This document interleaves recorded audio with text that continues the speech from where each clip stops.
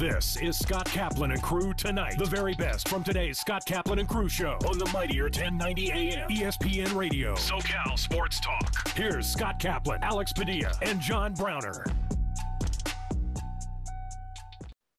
All right, great friends. Hey, what's happening on a Tuesday afternoon with Grande and the Brown Man? This is Kaplan and Crew from the 7 Mile Casino Studios.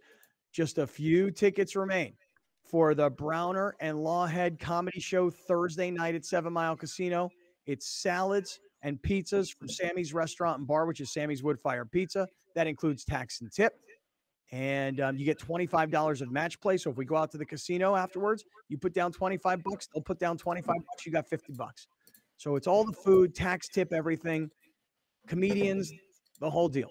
So just go to our website, kaplanandcrew.com, because a few tickets do remain. 7 Mile Casino and 7milecasino.com. Browner, you say it's going to be a really tight-knit kind of audience, and you say like the comedians, you and Lawhead are going to be sort of in the middle of the crowd. Is that right? Yeah, man. I'm trying to think of something. It feels like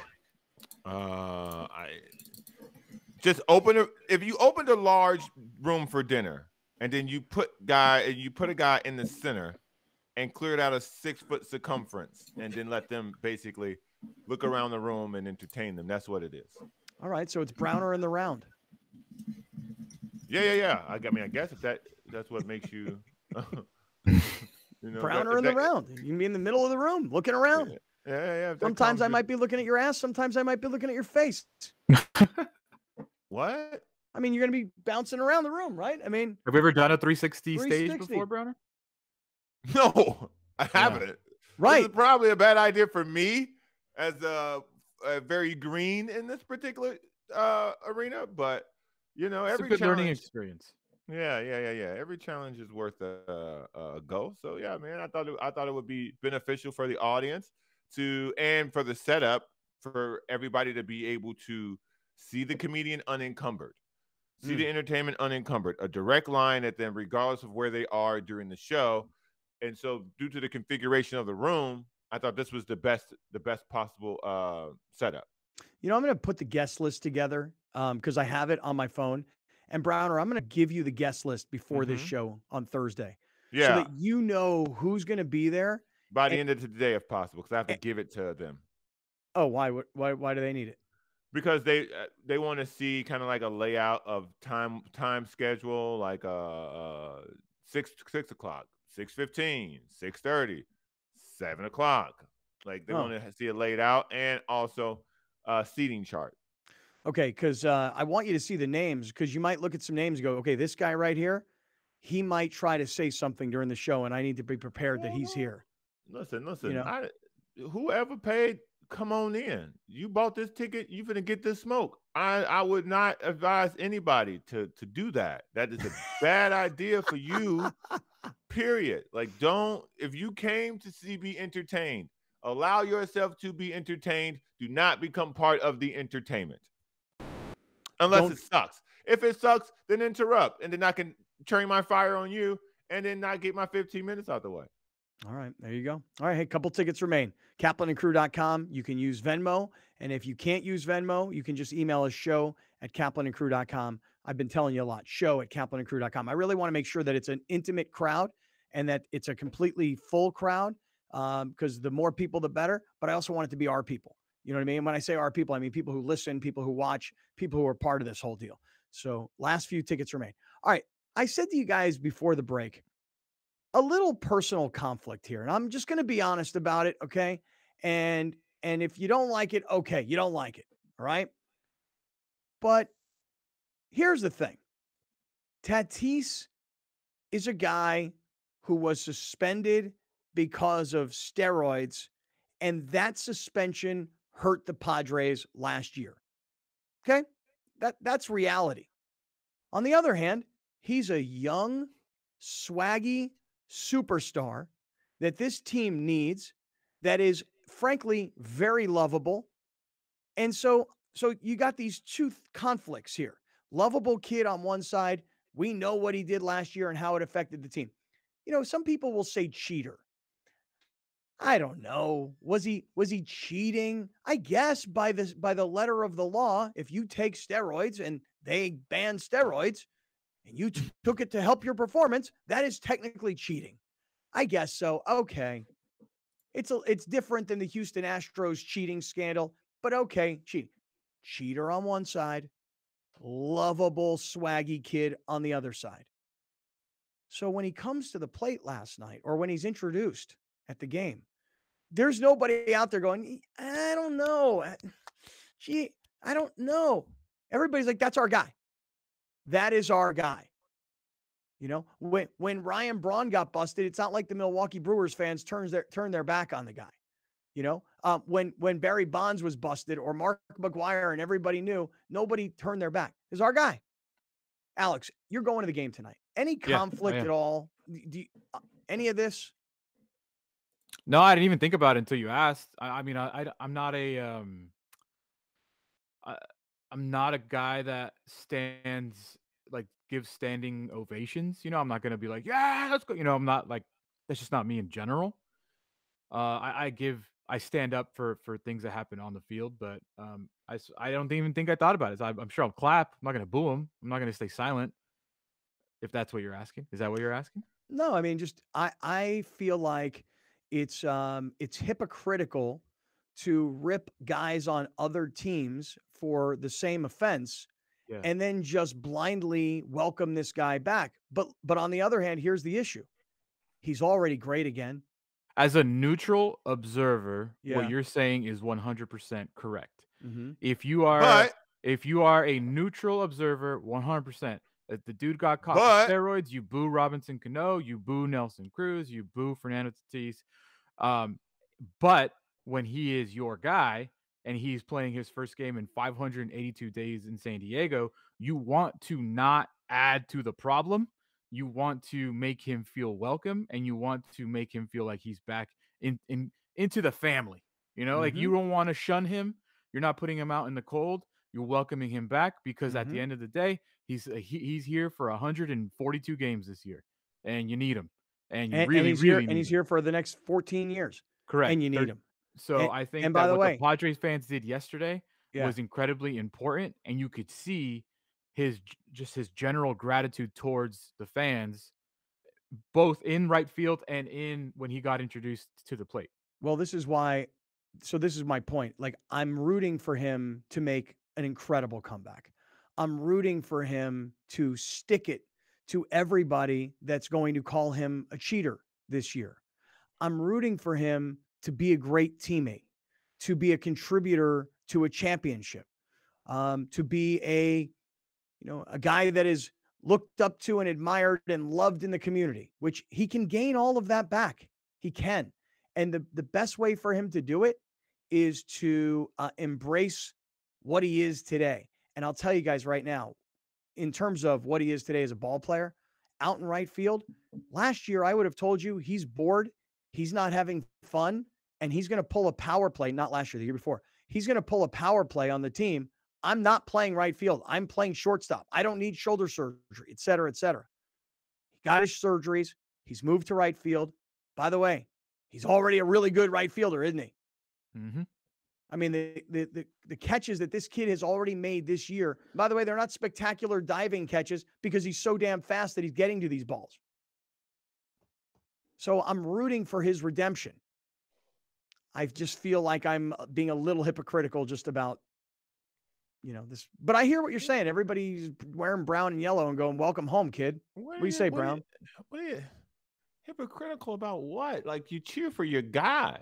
Period. Like, that's the whole thing about sports. You know how many people are cheering for? Listen, there are a bunch of Cleveland Brown fans who are cheering for Deshaun Watson, but if Deshaun Watson played for the Steelers, they'd be calling him all types of names. Good point.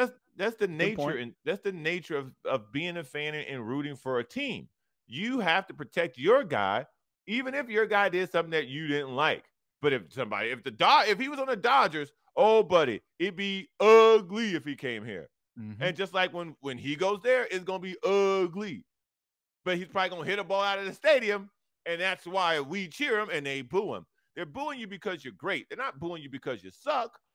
If you suck, no one would care.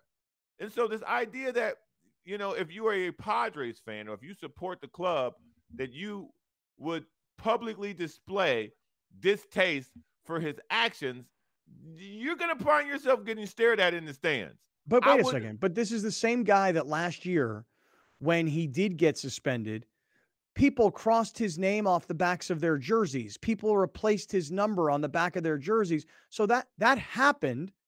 And subsequently what has happened is he's come back.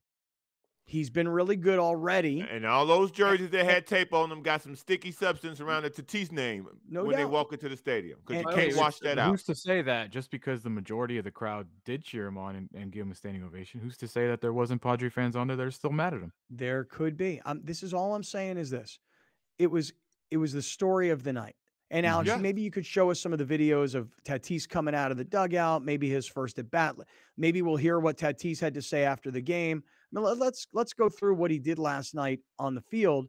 But I think it's interesting to at least talk a little bit about how you feel about it. I think like last year, I mean, if you watched the show last year, especially right after the suspension, the three of us were just pissed.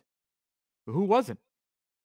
And, you know, we did say, like, we had this conversation all last year. When he comes back, what's it going to look like? What's it going to look like? And Browner kept saying, everyone's going to be on their feet. Everyone's going to be on their feet. And I think me and Scott were like, well, it's going to take a little time for us to completely forgive him. And you're still there. Yeah. So I think that the more he plays, the more he excels, everyone will eventually forget about it. But away teams won't. And that's just the way it works. You know, we're not playing a video game here. This is what happens when you put real life people into our lives. I mean, they are real lives, real mistakes, real triumphs, and real, you know, there's ups and downs. But I think that if you're in San Diego, I would say the majority, whatever percentage you want to put on it, the majority of fans are on board with Tatis. No doubt. No doubt. Listen, my kids, like I see my kids posting on social media, he's back. You know, they're fans. Last year, they were upset. This year, they're back. So let's see what happens when Tatis comes out of the dugout for the first time last night.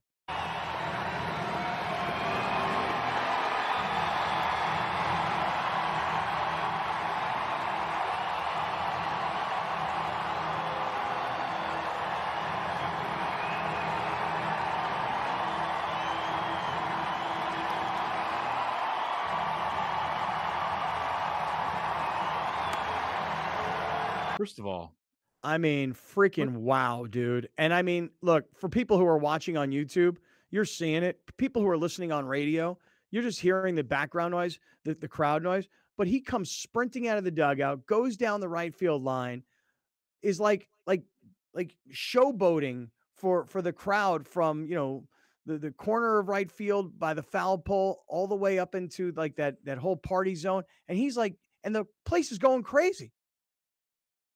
I mean, just showering my man with love and him giving it right back to them. Did you see his gallop, by the way? I mean, what would his odds be at the Kentucky Derby? My man's got some stride on him, dude. That sprint to right field. My goodness. And that first at bat where he hit just a ground ball to shortstop and he's at the line, he's at first base like in 3 seconds. Kind of forget how fast he is and how big he is as a baseball player in general. Real quick, speaking of Kentucky Derby, excuse me, really quick, Browner, excuse me. Speaking of Kentucky Derby, Browner, what are you doing Saturday? You got plans for the Derby? What's that? The Kentucky Derby? Yeah. For a guy like you, let me tell you what it is. It's an opportunity. And I'm in. Okay? For a guy like you, it's an opportunity. For a guy like me, it's a horse race. Ooh, one of those, huh? So last year, I went to this party at Monarch in Del Mar. Browner, I'm sure you've gone frequent that place. Yes. Yeah. Monarch in Del Mar on 15th Street, like a great bar. That place, they have this Kentucky Derby party every year. I went last year. Very fun. Alex, we should get the guy who runs Monarch on to tell us about this Kentucky Derby party because it is breeding ground for Browner. You feel me? I frequent that place. They've got a great Shelly is one of their chefs. They have a burger there. Fantastic. Listen, I frequent that place. I'm aware. I didn't know that this was a thing. This Derby Kentucky thing. I didn't know this was a thing. Do I got to dress up? No. Actually, you should dress up. You should look sharp, but you don't have to go crazy. But Okay. Alex, your whole point about Tatis's stride, he does. He looks like a championship caliber Kentucky Derby winning horse. And Browner, you were saying that you liked the love that everybody gave him. I thought it was fair. I thought it was much needed. I thought it was something that it takes a weight off of his shoulders to know I'm going to be welcomed here. I made a mistake. I don't know how they're going to respond because I know how I've heard it from where I've gone, running out into right field. That because he's still human. They're baseball players. These are athletes. But he's still a kid. Thank you. We see them as wise or big, strong, fast, and so we don't see them as people because we don't meet them. We don't touch them. They're just figures far, far away. They're still people. In this case, you're correct. He's still a kid, roughly. And so he needs to be loved more than he needs to be kicked in the butt right now. And for him to feel that love streaming out there to right field, he'll never forget that. I don't think he'll ever forget that. I think the idea of him being a kid, some people might laugh at it because he has been around for a few years. It's his 5th year technically as a pro. He's played 283 games. That's not even close to 2 full seasons. He's played 283 games. That's how many times you've seen Tatis play. So when you say he's a kid, he really, for all the amazing things that we've seen him do, he's done it in 283 games. Yeah. Mm-hmm. Yeah. Show us the first time he goes into the batter's box last night and how the crowd reacts as Tatis is coming up. We get ready for Fernando's first AB back at Petco Park since 2021.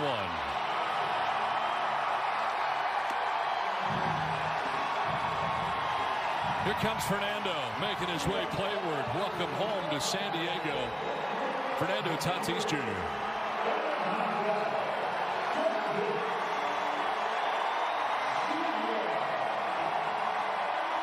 Wow.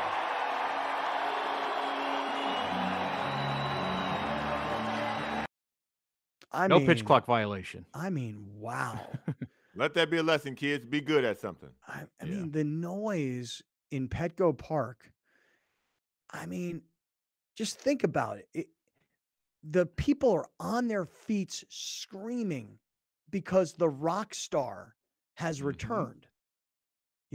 If he is coming back from injury after 500 days off, people are like, wow, what a recovery, man. It took forever. This is amazing. This guy's coming back from a suspension. This guy's coming back from an injury sustained on a motorcycle. This guy is coming back from all these things. And people are like, this is awesome. I'm not blaming anybody. Don't get me wrong. I don't want you to hear it that way and think, well, what are you saying? I'm saying it's an amazing thing. I've never heard Petco Park even sound like that. Maybe that Saturday night against the Dodgers when they knocked the Dodgers out. But come on, this is welcome home sound. Yeah. What did Tatis say after the game about all this? Let's hear a little bit about what he said in the clubhouse. You got something? Just to be out there back with the fans, performing well in front of them, doing every single part of the game is just great to be back. You ran out there to right field and did kind of a bow, right? Like, what were you thinking on that? And what was the crowd like out there? It was just energetic, and I don't know, just showing a little respect to my fans. I'm just happy to be back out there, and just having a great time overall. You had some nerves before the game. Was there a moment when everything kind of settled in and it felt good for you? Yeah, I definitely was nervous. I feel like after the first swing, everything came down, and then I was like, okay, now we go. Thanks, Eric. Look, man, I thought that this it didn't have some storybook Cap moment where he hit a home run or this. It felt like baseball. It felt comfortable. It felt natural. It felt like it flowed. It wasn't this guy shows up in the stadium, they give him an ovation, they throw him a fastball right, and he knocks it out into right field, and the place goes bananas. That didn't happen. He made it out, or he hit the ball on the ground, was able to show off his speed, and it was just a moment where it felt like baseball. It didn't feel like some supernatural moment happened. It felt like the rest of this is felt. His first game back, he didn't get a hit, but the energy of him being out there helped the team. And I think that energy that was there last night absolutely helped this team. I mean, Blake Snell won the game. That hadn't happened yet. I mean, it was everything in that first inning is exactly what we wanted this Padres season to look like. Tatis got on base, Machado walked, Soto doubled, whatever it was. Just Soto doubled them in. It was just exactly what you've been waiting for. Right. That was the playbook. Right. Do you guys want to see Tatis from Fat Tony's point of view out in right field? I forgot he sent us this Fat video. Tony was sending us a bunch of videos last night. Yeah. Because he was there. You got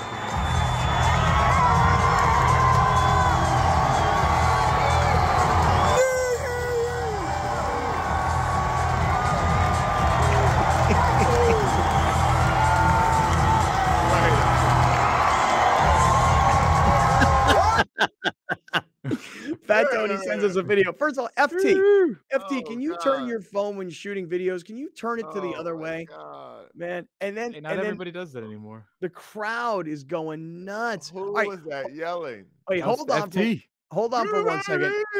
Alex is going to the game tonight. Let's get all set up for the game, and then let's start getting set up for the Lakers-Warriors game 1. We're in the 7 Mile Casino Studios with Grande and the Brown Man. This is Kaplan and Crew. Hi, welcome to OG's.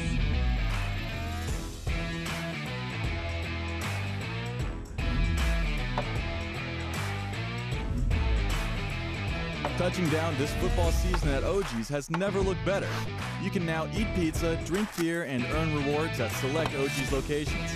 You won't miss a live game when you're watching at OG's. We're going all out, all game, all season long.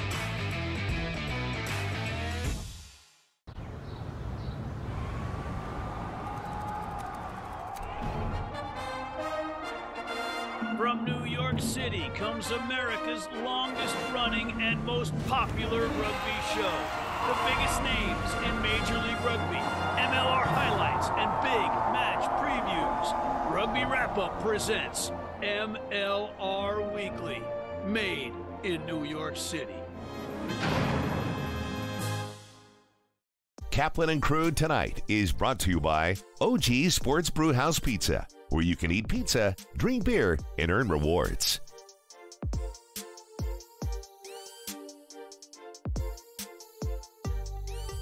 All right, great friends. Hey, we welcome you back inside the 7 Mile Casino Studios, 7milecasino.com. As promised, the head coach of the San Diego State basketball team, I'm wasting no time at all. Coach Brian Dutcher returns to Kaplan and Crew. Coach, how are you today? Top of the world. I'm throwing out the first pitch tonight, so I'm good. That is so cool. Have you ever thrown out a first pitch? No, no, I haven't. I haven't won enough to throw out a first pitch. I guess I finally won enough to get a throw out one. And have you? You better get that arm ready there. Yeah. Have you practiced at all, Coach? No, I remember when Matt Sawyer used to take Coach Fisher out and they throw some warm-ups, but I'm just going to lob it up there. I'm not trying to throw heat or anything. You do know, though, that everybody's watching. Like, if it's a good one, we're all going to go, wow, great job, Coach. But if it's really bad, I mean, everybody's going to have this video. I mean, no pressure. No, I saw Pete Kelsey bounce one in this week, so I already know what it is. Oh, yeah, and you should have seen Browner here down at the Chula Vista Little League this past Saturday. Also couldn't get to the plate. Maybe I'll just set one on like T-ball. I'll set one on a tee.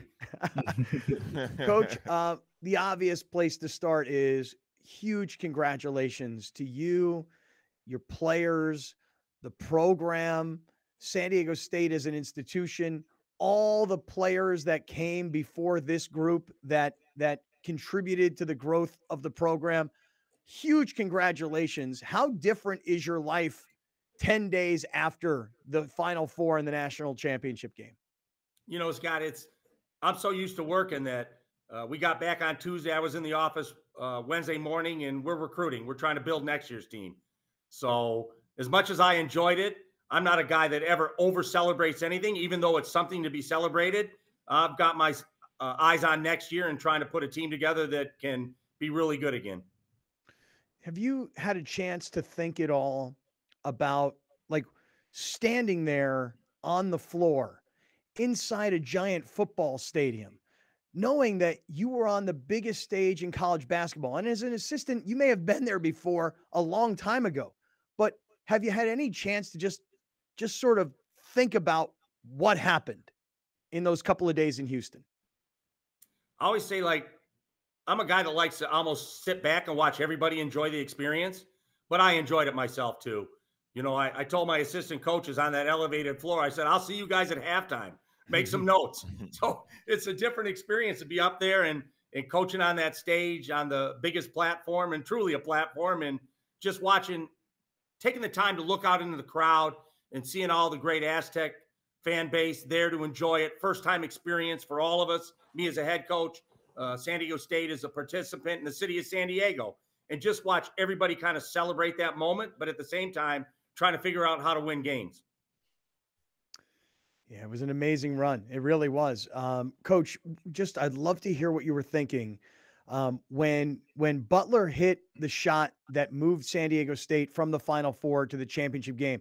Could you just go back to what was going on prior to that? Because everybody talked about there's still a timeout. Will he take it? Jim Nantz made mention on national TV. He doesn't have his shooters on the floor. Could you just go back to that sequence and what you were doing? Yeah, it was like the possession before. We were down 3 and brought it up the floor, and I took a timeout. And I wanted to set up a play to try to get a 3 out of a sideline out of bounds. And if we didn't have the 3, throw it to Jaden Ledee and let him go one-on-one because he just scored one-on-one.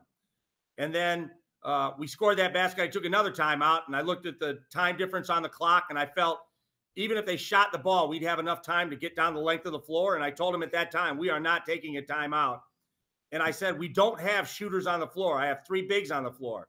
So cause a miss, get the rebound, get it to Lamont, make sure they're not doubling back trying to intercept that pass.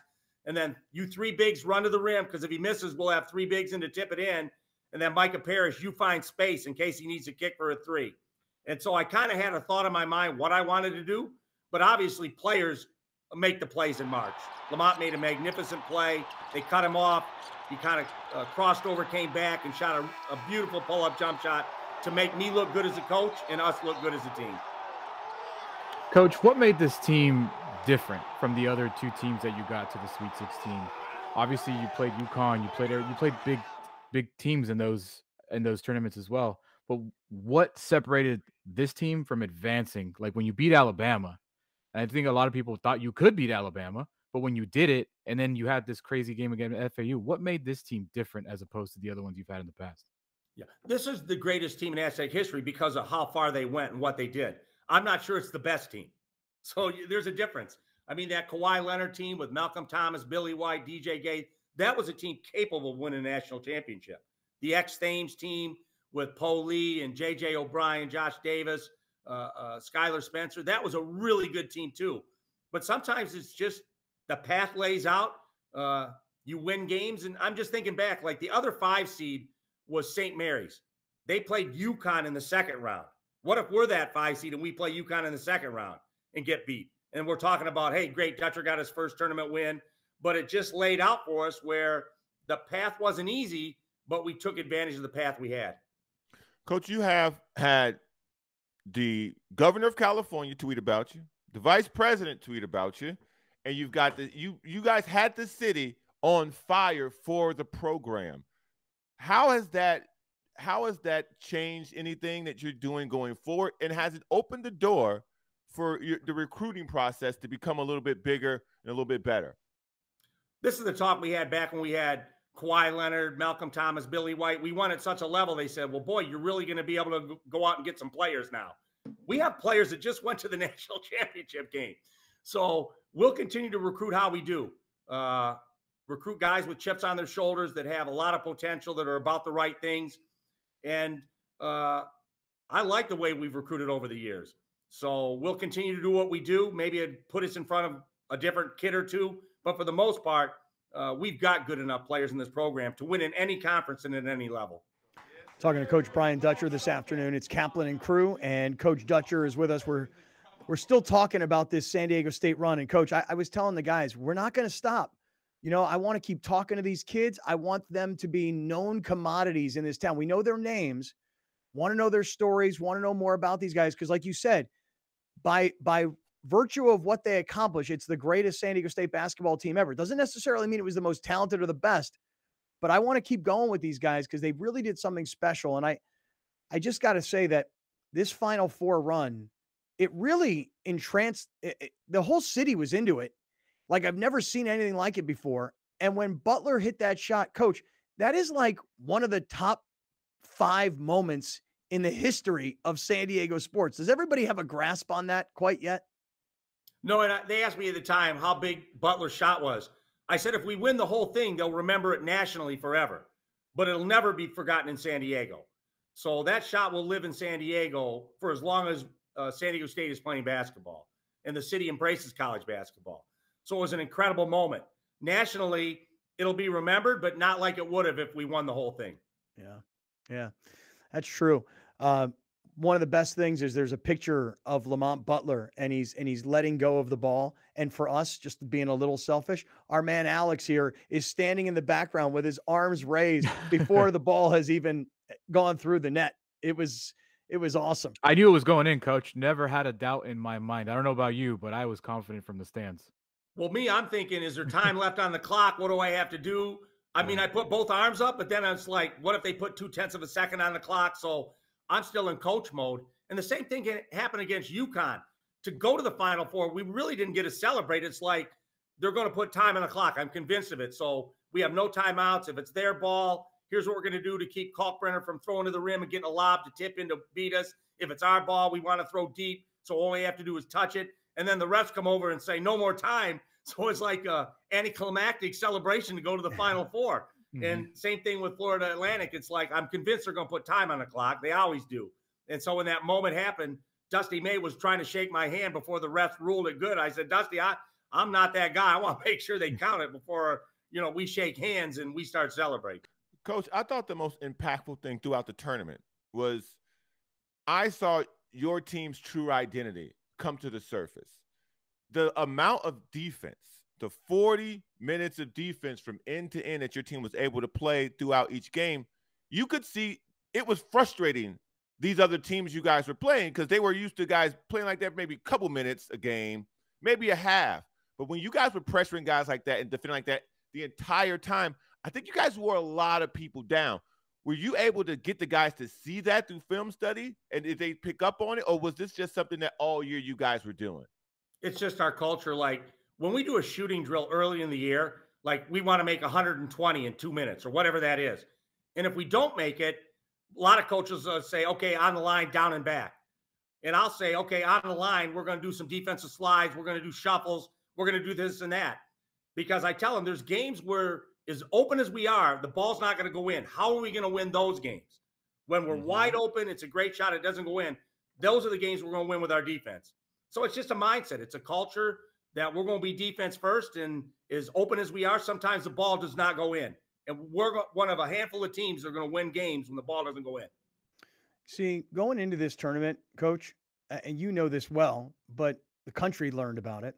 Going into the tournament, you were 0-3 in the NCAA tournament as a head coach at San Diego State. Now you're 5-4. Going over 500. That's not very good. Well, hey, it's better than being under 500. It's better than being 0-3. That all happened in one tournament. And what I thought was really interesting is how we have gotten the chance to see the development of the program. For a lot of America, people are like, wow, San Diego State. And then what they start to do is they say this, Brian Dutcher, one of the top college basketball coaches in the country. Like they start to talk about you differently. Are you a much better coach at 5-4 in the NCAA tournament than you were when you were an 0-3 record?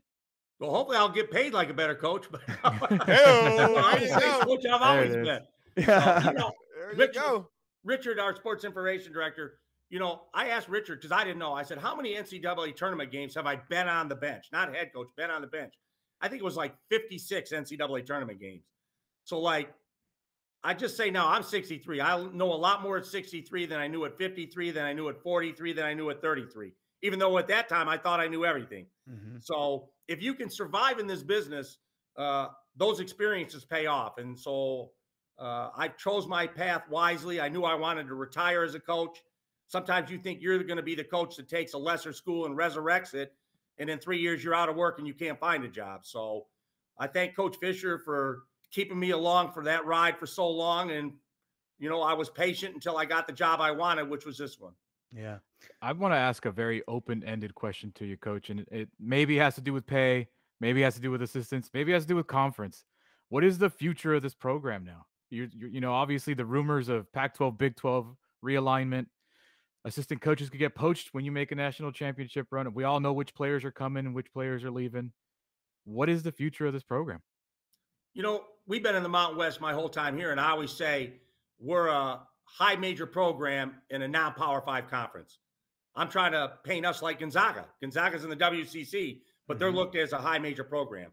I think the West Coast always believed that San Diego State plays high major basketball, but now the nation's kind of been made aware of that. So I think it's upped our branding in the nation. West Coast, it's always been good. So if we make a conference move, you know, I'm not stressed over it. I know we're a good enough program to survive wherever we end up. And whether it's in the Mountain West, we'll continue to have a high major program in the Mountain West. If we're in the Pac-12 or Big 12, our intention is just to compete at the highest level in those conferences. So those all happen at a level beyond me. Whatever decisions are made by John David Wicker and President De La Torre, you know, I'm in support of, and wherever we end up, whether it's staying here or moving on, we'll be ready for that challenge. Coach, you guys have you spoke about this actually when the interview first began about getting back to the business of coaching. You were already recruiting again. With the transfer portal being such a vital process to San Diego State before it became a national thing, before guys started talking about all this stuff about transfer portal, you guys were already locked in recruiting that way, using transfers to build the program. Now that everybody is such a focal point of the transfer portal, has it changed the way that you guys operate within it? It's all NIL. You know, NIL is everything in the portal right now. And, you know, some of these players are being offered $260,000. If you're a big center, you might get $1 million, like a Dickinson or a kid at Kentucky. And so there's a lot of money being thrown around in the portal. And so we have to navigate that. We're not throwing that money away. We're not paying like that. Yeah. Hey, Coach Dutcher, congratulations to you, to your family, to the program, to the players, et cetera. Really amazing job. We really appreciate you always. And thanks for doing this with us today. And by the way, good luck with your first pitch tonight at the Padres game. Well, the only way you'll see it is if I throw it in the dirt. Kind of rooting for that, just like a little bit. Yeah, I know. I knew if anybody would be, it'd be you. Hey, Coach, we appreciate you. Thank you so much, and congrats. Thanks for having me, guys. Kaplan and Crew Tonight is brought to you by OG Sports Brewhouse Pizza, where you can eat pizza, drink beer, and earn rewards.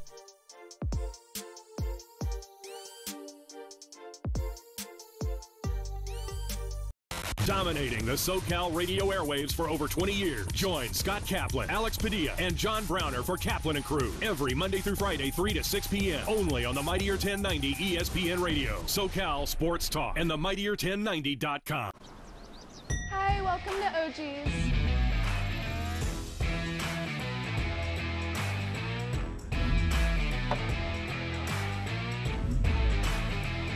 Touching down this football season at OG's has never looked better. You can now eat pizza, drink beer, and earn rewards at select OG's locations.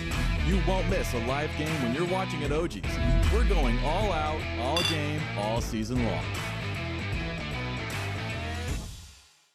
Murray Lampert now brings architectural and interior design to a whole new level for your remodel, ADU, or whole house build. We're truly a team at Murray Lampert Design, Build, Remodel, and we don't take that lightly. Visit murraylampert.com. All right, great friends. Hey, it is Kaplan and Crew with Grande and the Brown Man, and it is Tuesday, and we were talking about the Padres and Tatis's return last night, and Grande's going to the game tonight. He's going to get us all set up. But then we got to transition from Padres and Reds into Lakers and Warriors, because I'll just tell you guys really quick, even last night, I was going back and forth between the Padres and Reds, but the Padres were long in control of this game. And I mean, this is, you know, later, I think it was 6-3 or 8-3 at the time. And I was going back to the Suns and the Nuggets game, because I love seeing the Denver Nuggets take a 2-0 lead over Kevin Durant and the Suns. And I don't love to see anybody get hurt, but I'm sure neither of you guys were surprised that Chris Paul had to leave the game last night with some kind of a groin injury, and who knows what his status will be. Injured again in the postseason. God, I want the Suns to get knocked out. I do. Me too. I'm not a Durant fan. Show Durant be that fraud that he is. Yeah, like Durant to me, I look at Durant as one of the villains. We talked about Dylan Brooks earlier. I look at Durant as a villain. You know, I look at Durant as the assassin for hire. He's the definition of a ring chaser, man. Yeah, I'm rooting against Durant. Browner, this upsets you. He's a modern day Shaq when Shaq was going from Cleveland to Boston to Phoenix to wherever. That's Kevin Durant, man. I take that personal. You don't like that, do you, Brown? Y'all funny, man. That's all that's fear, y'all. That's fear got y'all that hate. Fear guys that hate for y'all. Y'all don't want to see KD. Y'all ain't got to worry about it, though, because y'all ain't going to be playing the next round anyway. I mean, he ain't either, but neither are y'all. All right. With that said, we'll talk Lakers-Warriors coming up in just a couple of minutes. We were talking about Tatis, though, and the return last night. Alex, before we get on, Fat Tony sent us a video because he's out in right field. Yeah. And we were watching it, but then we had to hit the break. Yeah. And then Browner's like, who's screaming in this video? Can we watch the Fat Tony video again?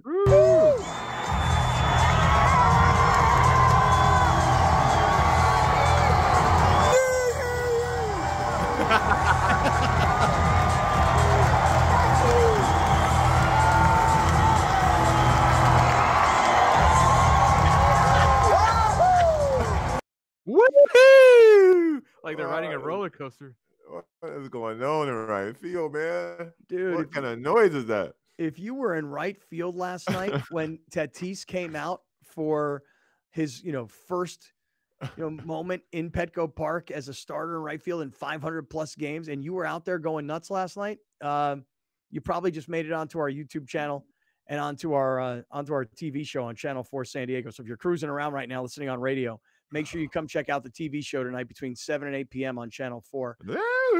People were going nuts. They love him. I know, like Browner, like I can't even say this name without him just getting all upset. But there are very, very, very few people in baseball that when they take the field, there is this what can I possibly see right now?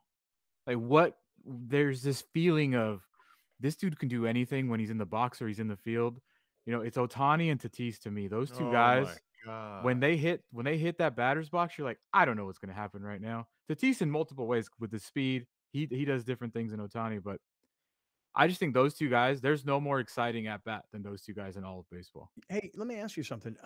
Because I'm going to an Angels game on Friday night. I'm going to the Angels because I have an event up there. LA Cap. I got to play LA Cap. I'm actually playing OC Cap on Friday. So I've got this event at this restaurant in Orange County. And then from there, because of the sponsorship, going across to Angel Stadium. You're going from Orange County all the way to Anaheim? No, I'm going from a restaurant nearby Anaheim. Wait. The Angels play in Orange County? Yeah, you didn't know. I thought they were. No, they're not. No, they're not. The Los Angeles Angels. Not in LA. No, sir. Duh. No, sir. Why would you be in Orange County? I'm so confused right now. No, how can you be in Orange County? Go to an Angels game and say you're staying in Orange County, but you're going to an Angels game. That don't make no sense. I know it doesn't make sense, but you just got to go with it. Okay, locals. Do you though? Yeah. So I'm to going answer your question. Yeah. Before you even ask it. Yeah. No. He's not pitching? Not Friday. Okay. Well, who they playing? Tomorrow. They are playing the Texas Rangers. Oh, okay. Yeah. Texas Rangers. All right. Bruce Bochy in town. Bruce Bochy. Bruce Bochy against Phil Nevin, dude. Nick Hundley. Way to go, dude. Nick. Way to go, Nick. Dude, the Rangers are in first place. The Rangers could be our American League team. Dude, how about this? Bruce Bochy managing the Rangers against Phil Nevin managing the Angels. Nobody will be talking about that. Not in San Diego where they're connected. Neither should we. Not in LA. I'm only going there on Friday because I got a thing that I got to do. So I'm going to go to the Angels game on Friday night. OC Cap. I'm going to the Angels game Friday night. Saturday, Padres, Dodgers. Yeah. Anybody going to Saturday night's Padres, Dodgers game? I'll be there. Not unless you got some tickets. I don't, but I'll start putting it out into Bro, they're wild, man. We paid, this is no joke, the group of guys that I'm going with, there's 12 of us. We paid general admission because we don't really care where we sit. We're just going to walk around and do our thing. $90, dude. Wow. A piece? Mm-hmm. Damn. Where should we pregame Saturday? We should pregame somewhere Saturday because here's the thing about Saturday. Yeah. Saturday's going to be a crazy day. Is it Saturday night? 5:40 start. But the Kentucky Derby thing that I was telling you about is earlier in the day, Browner. What time? So you were, I got to find out. I got to call the guy who owns the place. Okay. Owns Monarch. I'm going to call him. I'm going to get him on. I'm going to have him come on and tell us the story here in a minute. I'm just in the next break. I'm going to call the guy and see if we can just grab him for a second. Anyway. But yeah, I'll be there Saturday. I think we're going to be hanging out at the deck out in center field. That seems to be kind of How our about spot. pregame? How about a little pre-party? I'll keep you posted. I don't know where I'm going to be. Okay. Listen, if I get attendance to this thing in Del Mar, if I'm in there for free, yeah, I'm gonna be drunk at the game, so I might be litty. Litty. All right, let me do this. I agree with you, Alex. When Tatis comes out, when Ohtani comes out, there's a buzz, okay, that no other players really create that sort of a buzz, you know? And so I'm going to see Ohtani on Friday. I'm going to see Tatis on Saturday. And by the way, on Saturday, I got to figure out my Laker game situation because that'll be game 3 on Saturday night in LA. So I'm not going to go to that, but I need to watch it. You're still excommunicated, obviously, from the Canelo group because you're not going to that. Yeah, I'm out. I'm out on Canelo. Yeah. I'm out on that. Okay. I'm out on that group. Got you. Yeah. They excommunicated me and I excommunicated them. Wow. It was a mutual separate. It was you agreed to part ways. Yeah. Was it though? I mean, not really. They kind of kicked me out. It's the same way. The same way the Grizzlies and Brooks. Right. Yeah. They just sort of kicked me out, is the truth. Okay. So just to get us finished up here on the Padres and Tatis's return and the win last night against Cincinnati, Grande, tonight, set us up for what we're going to see. Tonight is Joe Musgrove bucket hat giveaway. Hell yeah. Yeah. Taking on the Reds again, 640. Michael Wacha, 2-1, 6.75 ERA. He hasn't been stellar, but the Padres are 4-1 in all 5 of his starts, so that's good. They're taking out a guy named Graham Ashcraft, who's 2-0, the Reds' best pitcher. And that starts at 6:40 tonight. 6:40. All right, there you go. And you say you're heading in for this game tonight? Yeah, I think I'm gonna get there early too. I think wow. Coastal Elite Grande is coming out tonight. Oh, we got the what's the Lexus Club?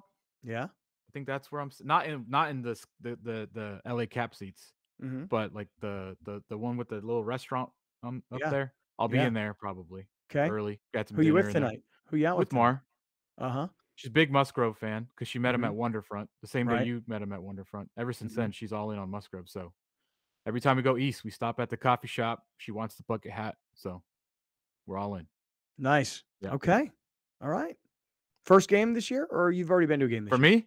Yeah. It's like my 6th game, I think. Wow. Yeah. Like a freaking season ticket holder, for crying out loud. You know, when people hand you tickets and you live 10 minutes away, it's not, you just go.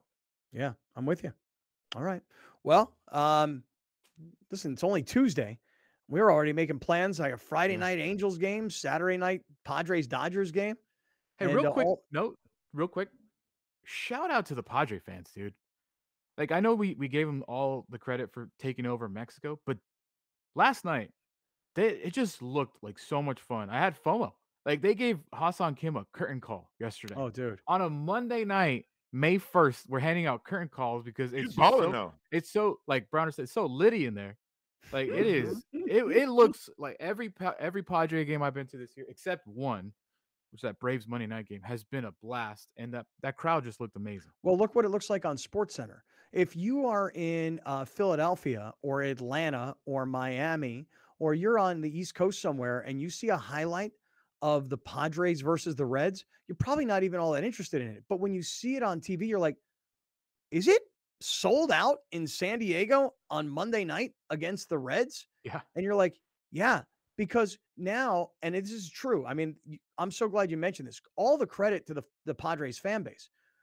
Now, the Padres highlights look like the Dodgers highlights or the Giants highlights. Or the Cardinals highlights, or the Yankees, or the Cubs. Yeah. It doesn't look like the Marlins, or the Rays, the White or Sox, the Royals. Yeah, White Sox, or the A's. I mean, it doesn't look like that anymore. You know, it looks like an LAFC game. But the only real downside about this series is that we are this not. Yeah, this series is that we are not getting a homecoming for White Queso because he's on the injured list. So he didn't even make the trip. Because I knew I was looking forward to seeing White Queso and see the ovation he got. It was the longest tenured Padre. Dude, forever. I completely forgot he was with Cincinnati. I know. And, I didn't bring it up yesterday. Left. I didn't bring it up yesterday because I forgot. But then I remembered before the game, and I was like, oh, man, he's on the lineup. Why is he not on the lineup? He's on the injured list. Mm-hmm. So no homecoming for White Queso. Shame. Well, let me ask you guys this, and I'll transition by saying, what are you going to do tonight if you're at the Padre game? But I know you want to see the Lakers and the Warriors, and I'm going to get to that in just 1 minute. Before I do, mostly for people listening on radio and for people watching on TV, I just want to tell you guys that you got to check out the Medcline sleep system, especially if you have problems sleeping because you got shoulder pain or you have acid reflux related problems. Browner, last night, sound asleep by 10, wide awake at 6 a.m., feeling good and refreshed. I'm using the body pillow, and then I got the shoulder system. Now, if you look at the website, which is medcline.com/greatfriends, by the way, you'll also get a pop-up and you save 20% when you buy through us. There's a lady sleeping there and she's got her elbow in the hole, the pillow thingy, and she got her hand up. Me, I put mine underneath and through. I'm an underneath and through kind of guy, Brown. How about you? I would say I am more of a underneath with that. Did you get the little pillow? Yeah. It goes. Mm-hmm. Yeah. I put that one in the corner, underneath and through with the little one tucked up. Yeah. Gone. Yeah,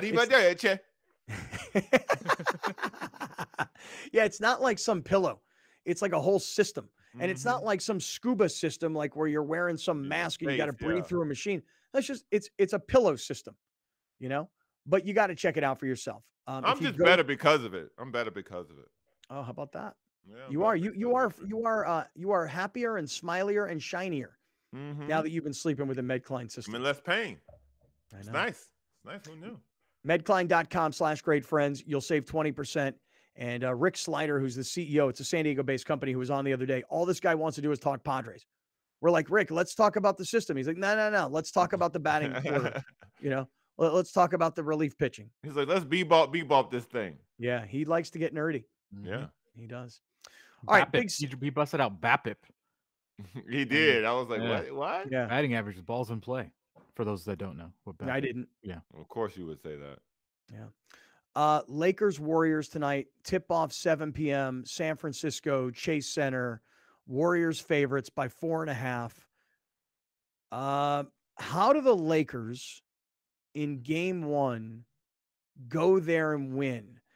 And I'm thinking this thing through because, the last time the Warriors played there was game 6. It was a closeout game on Friday of last week. They were going to knock out Sacramento. Sacramento wasn't having it. They won that game, and Sacramento went home. And Steph scored 50 and told everybody, don't come if you don't think we're going to win or if you can't check your ego, just adding to the legend. We talked about it yesterday. But the last time they were home in front of their home crowd, they got beat by Sacramento. I just got to think that tonight the Warriors are like, yo, it's the first game of the series. We're at home. Every advantage is ours. We're the defending champs. Coach to coach, we win. Younger team, just slightly, maybe. How will they defend Steph? On the other hand, if I'm LeBron and everybody, you won on Friday of last week. You're not playing until Tuesday. The Warriors had to go on the road. Granted, it's like an 80-mile bus ride, but they had to leave and go play another game on Sunday, which they eventually, blew Sacramento out. So I don't know if they exerted everything. But I got to say tonight's game, if I had to make a pick, I picked the Warriors to win this game. I'm just rooting for the Lakers to win this game. Just take one while you're up there. What do you say, Brown? I think this is going to be a very tough sled for the Lakers. They are everything Memphis wasn't. They are tough. They do play smart. And their leader, and Steph Curry, can take over a game in aspects that is very difficult to guard. So I don't know if the Lakers have a guy who can defend him. I think Dennis Schroeder will get the first call. I think Vanderbilt will get the second call.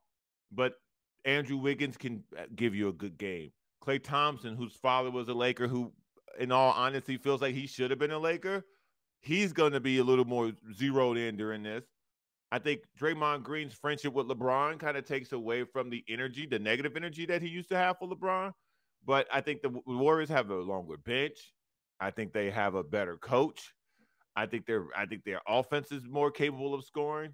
So you're gonna have to see super AD cheat code. If y'all don't see cheat code tonight, you're gonna be looking at a loss. What do you say, Grande? Come on, man. I mean, usually Browner is the positive guy around here. You got pessimistic P, you got positive P. What does P man say? Calling out names P today. Calling out names Padilla today. There is one man that can win this series for the Lakers, and his name is Anthony Davis. That's it. Kayvon Looney is nowhere near the player that Jaren Jackson Jr. is. Kayvon Looney's been a rebounding machine recently. He won't do that against the Lakers. But that's about it. Yeah. There is nobody else on this team that can guard. I don't think there's anybody on this team that can guard Anthony Davis. Nobody. Anthony Davis needs to average 30-plus points a game in this series. He cannot have a down game this series. And a third player must step up every single game, whether it be a Rui, a Reeves, or a D'Lo. It doesn't matter who it is. The Lakers have shown that when a third guy steps up and has a big game, they win that game because you can't guard three guys. So you're not going to get that third guy because the defense of the Warriors will prevent that. And I think that's why that third guy was so key against Memphis. That third guy will be defended by Draymond Green or Klay Thompson or Andrew Wiggins. So that third guy will more than likely be erased. By the way, off the bench, that third guy will probably be defended by Gary Payton or Jonathan Kuminga or Moses Moody. So this is why I think this is going to be difficult for a guy like Austin Reeves, who tended to be that consistent second best guy. If we're talking about over the totality of the series, it was Austin Reeves. That guy's probably going to be defended by Andrew Wiggins now. But I think what Grande's saying is that you got AD and you got LeBron, and then whether it's D'Angelo Russell, Austin Reeves, Rui Hachimura, Dennis Schroeder, I mean, just somebody else has a significant offensive performance, not 11 points or 15 points, like D'Angelo Russell had 31, you know? Right. The Lakers had good success against the Warriors this year in the regular season. I know it's a different beast in the playoffs. I think when we said that let Ja get his and then worry about everybody else, you can't do that with Steph Curry because if he gets his, he can drop 60. Right. So I think it's a tall task to beat the Warriors for anybody in the playoffs, especially in a 7-game series. And the only hope that I have tonight is that the Warriors are just tired from Sunday. And that's kind of it. And that the Lakers are refreshed from having all these days off. If I'm being honest, when you ask the question, how can they go into San Francisco tonight and win? Put in Mo Bamba, direct nut shot to Curry's area, get him out the game, and then you have a chance tonight, I think. All right, so tonight is this game 1. Wow. Thursday, I mean, it's nut shot season in the playoffs. It is. Yesterday, it has been. PJ Tucker went full windup, bam, directly on Tatum's area. Like so right in the bullseye. The NBA has legitimately got a nut problem. Yeah. Hey, tonight is this game. Alex, you're going to be at the Padres, but I know I'm going to be watching this Laker game. I'll be more zoned in on it. Thursday's the comedy show, and we'll watch game 2 together of this series because there won't be a Padre game. But real quick, before we hit this break, you talk about these NBA headlines and how great these playoffs have been. If you're just locked in on Padres, I get it, but I'm a little more locked in. James Harden last night with a dagger shot and 45 points. Amazing. The Nuggets with this 2-0 lead over the Suns. Browner, no surprise. Chris Paul hurt again. Jimmy Butler questionable for game 2 against the Knicks. These playoffs are great. And I admit it. I've been a San Diego guy, a San Diego sports fan for 25 years where NBA didn't really play that much of a role other than the Shaq Kobe years for me. Very good, man. I'm enjoying the NBA playoffs. Very good. This has been one of the best early multiple round sets that we've had so far because the 2 Nugget Suns games have been great. The Knicks and the Heat, that was a great game. I think tonight's game is going to be fantastic. And last night's game with James Harden coming out of nowhere at 45, dressed as the Cookie Monster to start the game was just I didn't think he could do that anymore. Yeah. That was impressive. All right, everybody hold on for 1 second. I think I'm going to get you that information about that derby party that you wanted. We're going to get to the highlight of the day and lots of other stuff still coming. This is Kaplan and Crew from the 7 Mile Casino Studios. Thank you for joining us. Catch Scott Kaplan and Crew tonight from 7 to 8 p.m. Pacific every Monday through Friday. The very best from today's Scott Kaplan and Crew show on the mightier 1090 AM ESPN Radio, SoCal Sports Talk.